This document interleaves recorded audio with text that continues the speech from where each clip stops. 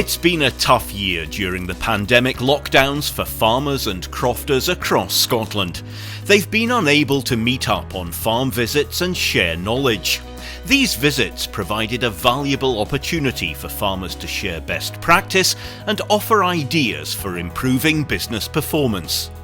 Now, as the world has moved online, farmers and crofters the length and breadth of Scotland are opening their farm gates to share knowledge and information in a new and exciting way. Throughout 2021, FAS TV will be highlighting the changes farmers and crofters have made to their operation. Coming up on this episode of FAS TV. Calving Heifers at 2, providing woodland shelter at lambing time, and we've an update from the vet.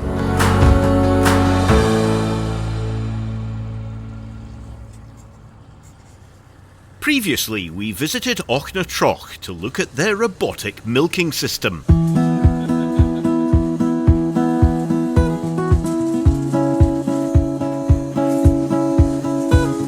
One of the key benefits to the system is it frees up extra time for Andrew and Kirsty Baird, and it's not the only system they use. They're also taking advantage of block calving to be more efficient and to reduce costs across the farm. This combination of block calving with a robotic milking system is currently quite unusual, both in Scotland and across the world. As long as I can remember, we've had a block calving herd. We start 1st October and we finish, well, we've still got 11 left to go. So we calve really intensely in October. So we have all our black and whites in October, and then we put in an Angus bull and we AI behind the Angus bull with some blue. So we've got a mix of blue and Angus calves coming at this time of year. Because we're calving them all quite tight, we take the colostrum off them. We've got a separate milker. We don't milk the colostrum in the robot because there's always a bit of water comes through, which would dilute the concentrate of the colostrum. So we milk them separately in the crush, and then we put them in and we milk them in the robot from there, and we keep the first 3 days of milk, and it goes into our taxi, and then we feed them. So we feed them on individual buckets and individual pens until they know how to drink, and then they go into pens of between 10 and 12. We've got 2 10-teat feeders and 2 12-teat feeders, and they're on them until there's more calves needing to come down. And then those 44 calves go into a pen together, and we have a 50-teat trailer that we feed. And then they get fed until they're 2 months old, and then that's them onto hard feeding silage with a bit of hay and 2 kilos of concentrate. It's obviously quite intense. It's early mornings and late nights, but it's the best system for us because it means that we have all the calves are a fair age, and they're big batches, so they're easier to sell for the likes of the bulls and the Anguses. They're all even. There's no bullying involved because they're all the same size, they're all the same age. So we're not quite long enough into, and we've not done a scanning yet, but our unofficial figure for non-returns at 3 weeks is 72%, which is a big improvement on last year, and we reckon that's just down to targeted feeding and better conception rates. Block calving also works well with the robot milking system we previously featured on the farm. Well, they're managing to keep up with milking 200 cows because we're not pushing massive yields. They're managing to keep up, and come August, September time they're standing twiddling their thumbs going, when's the next cow coming? You could probably milk 300 or 180 cows through 3. We put in 4 to milk 200 cows, so about 200 cows is what the place could take, I think, so that was where we were kind of aiming to go to.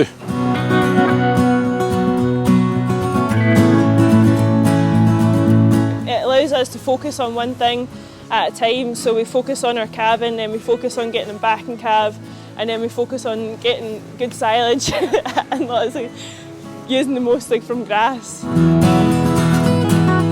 The fact that you're focused on calving, you're focused on breeding, and then the rest of the year's your own.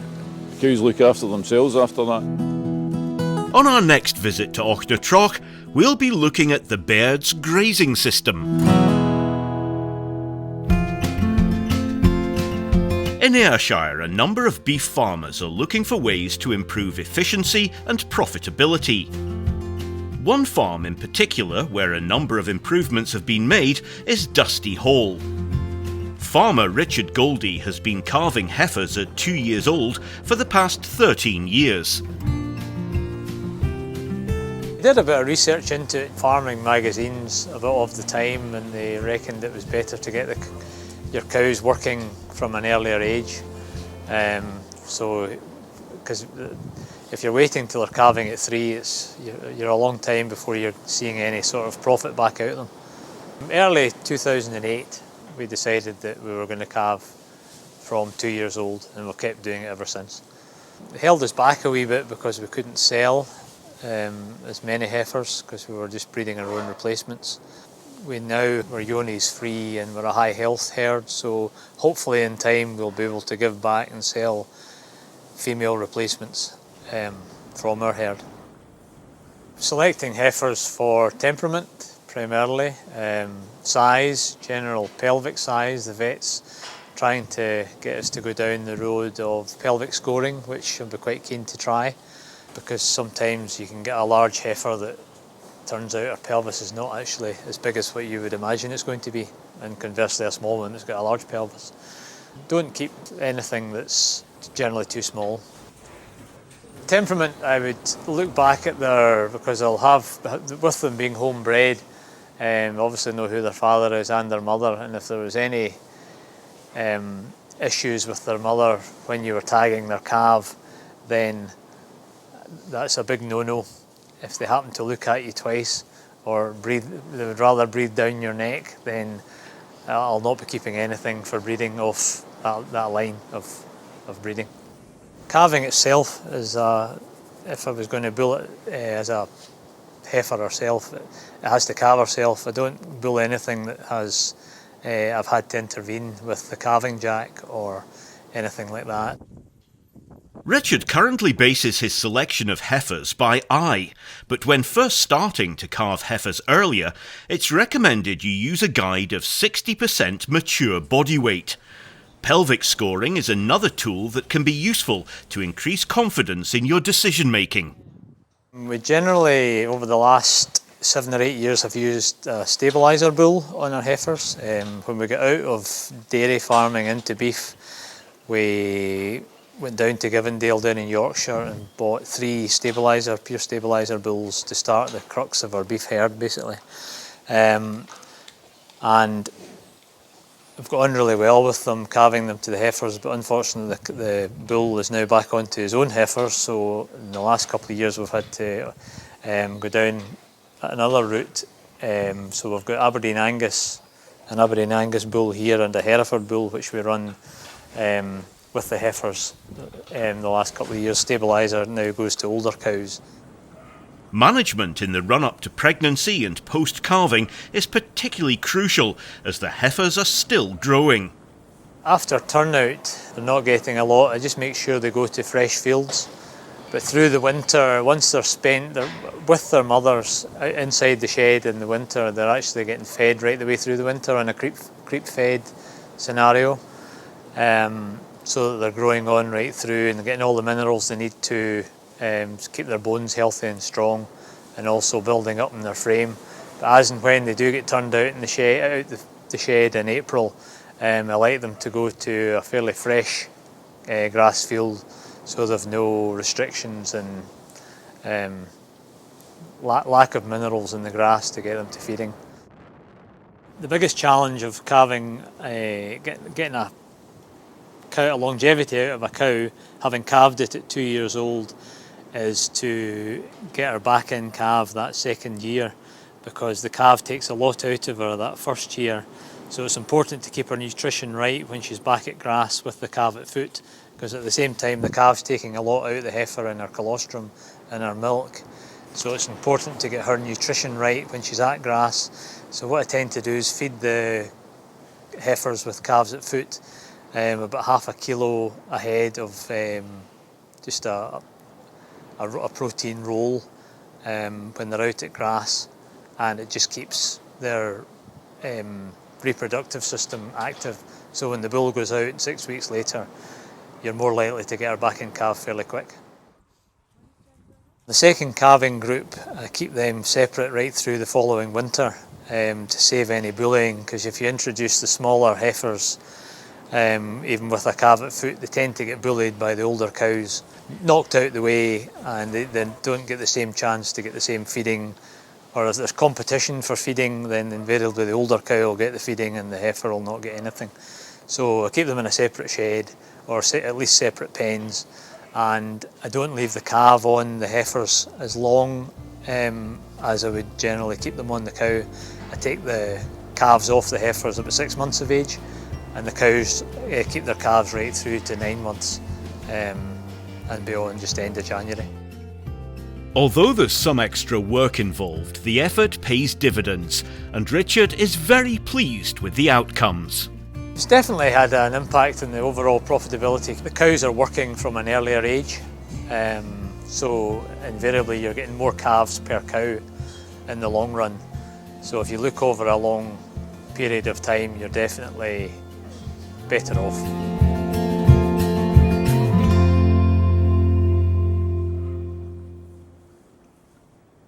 It's widely understood that exposure to cold, wet and windy weather can lead to poor livestock conditions, and this is often a significant factor in lamb mortality. Woodland provides year-round shelter and can improve animal condition, as we've been finding out from Tom McGregor, who farms near Doune in Stirlingshire. It's widely understood that livestock benefit from shelter from cold, wet, windy weather. At Daldown Farm in Stirlingshire, woodland plays a critical role in the success of lambing. Tom McGregor has over 80 hectares of woodland, which he says is crucial for the success of his farm business. This type of woodland here, there's around 270 acres, scrubland and natural regeneration. This is on the south side of the farm, the highest bit of the ground.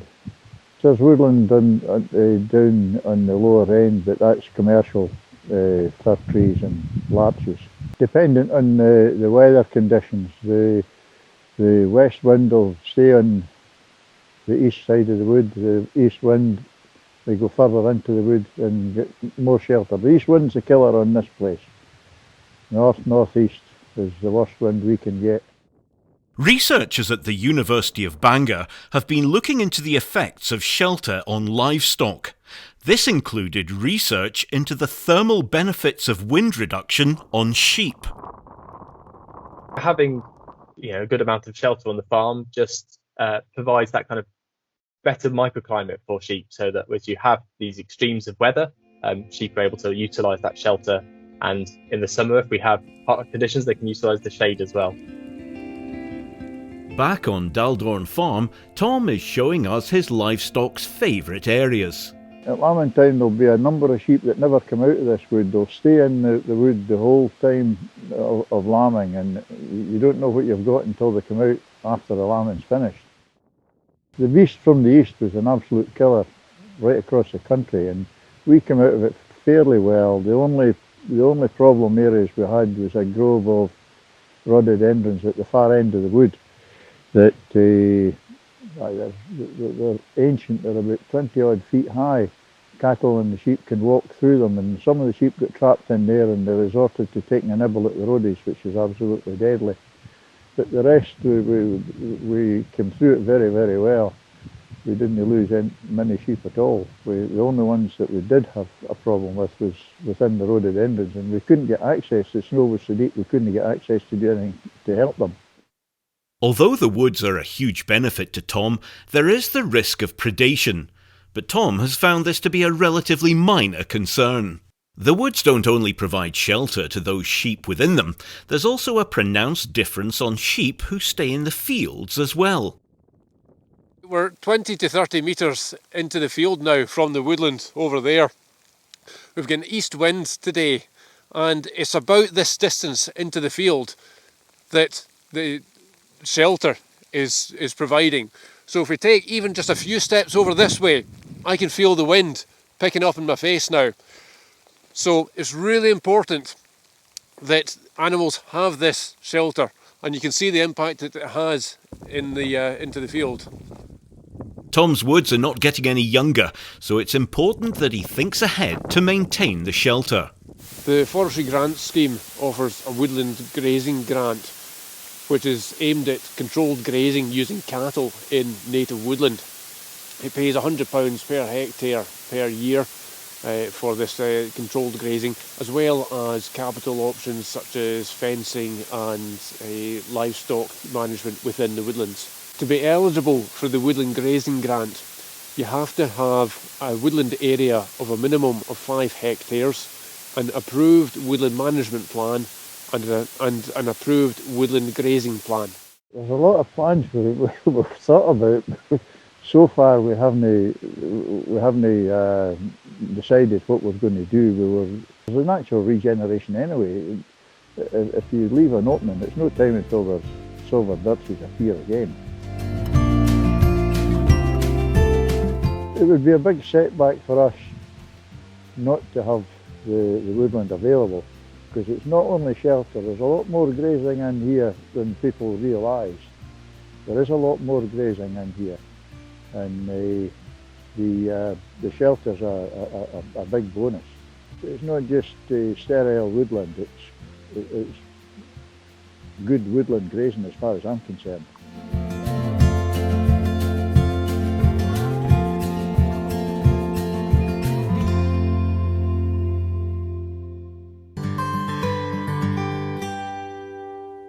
Hi, my name's Helen Carty and I'm a veterinary investigation officer working for SRUC Vet Services. We have a team of 20 vets who are based across Scotland in 6 surveillance hubs, and we have the support of scientific staff at our central diagnostic laboratory.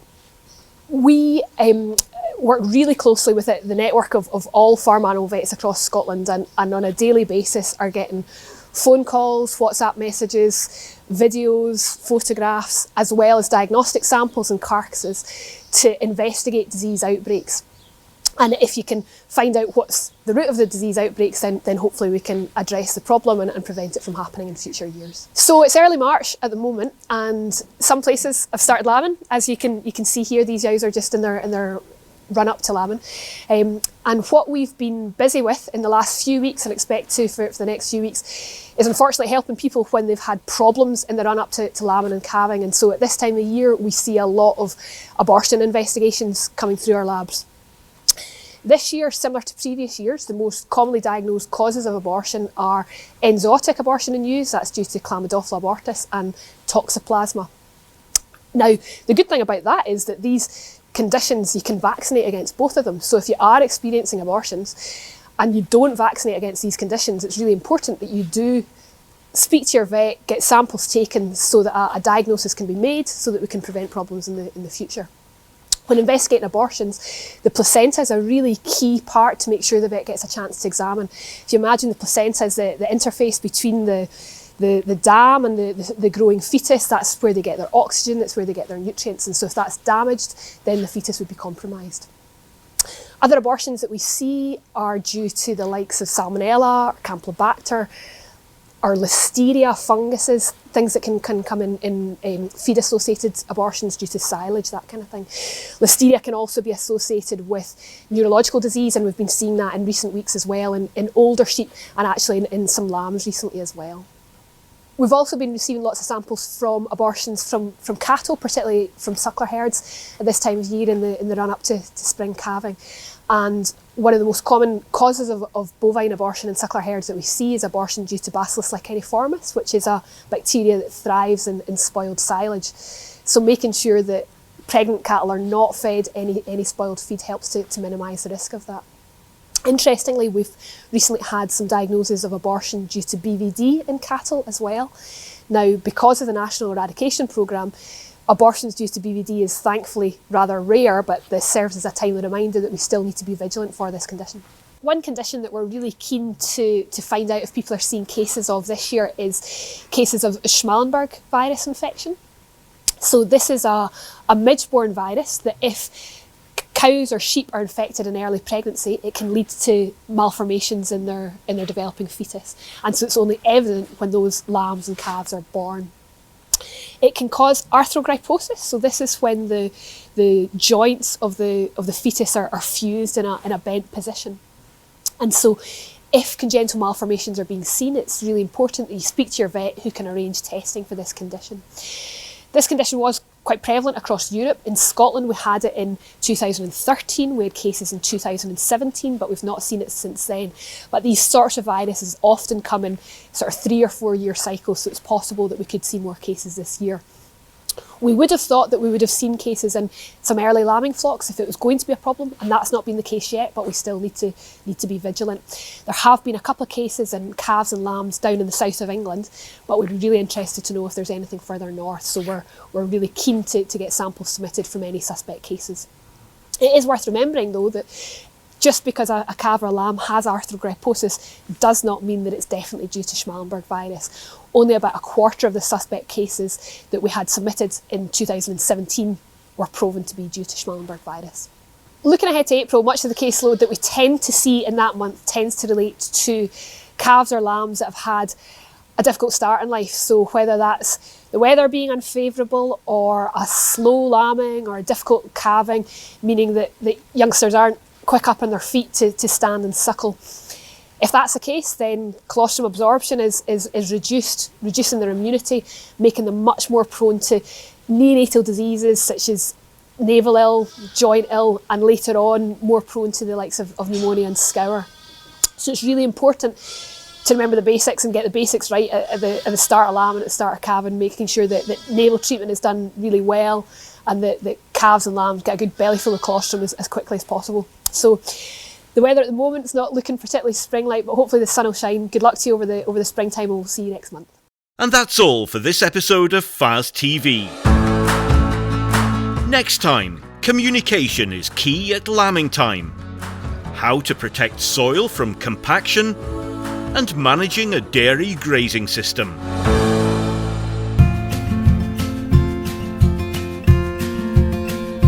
For more information on any of our stories, go online to fas.scot.